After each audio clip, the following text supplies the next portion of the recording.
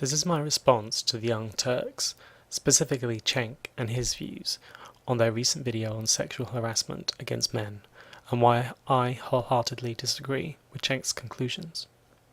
Sexual harassment is, by definition, the abuse of power by someone in authority, whether it is their status or a perceived stronger position that they hold for whatever reason.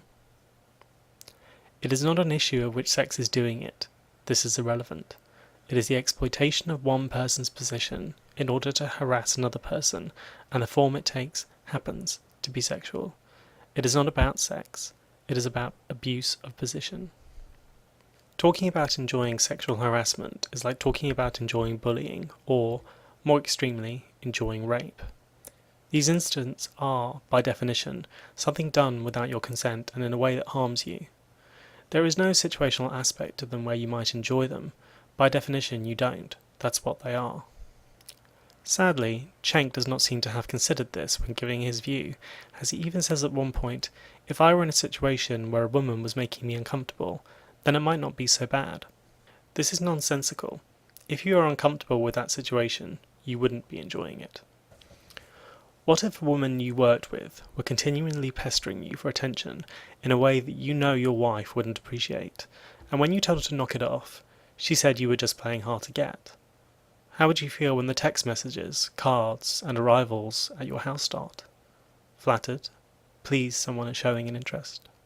In the context of the workplace, sexual harassment and friendly banter between colleagues is not the same thing, and I have created a Venn diagram here to distinguish clearly between what are often separate but overlapping issues, some problematic, some not. Being able to talk about sex openly, having a sense of humour, and people feeling victimised enough to resort to a lawsuit are very separate things. As a feminist, and as a masculinist, I think men and women should be treated equally, and to the same standard, with individual preference and situation taken into perspective, of course.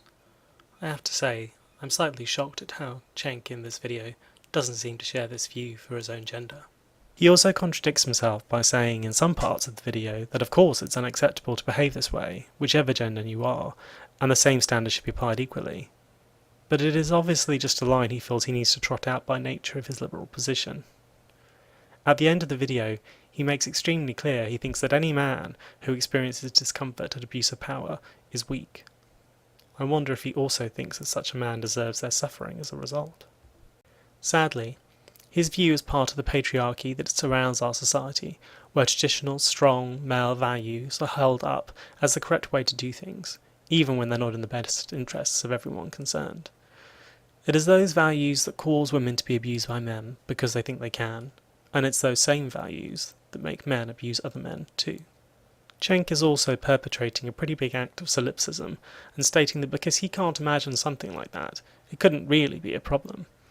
He even goes as far as to say that he's never experienced this problem, so how bad can it really be?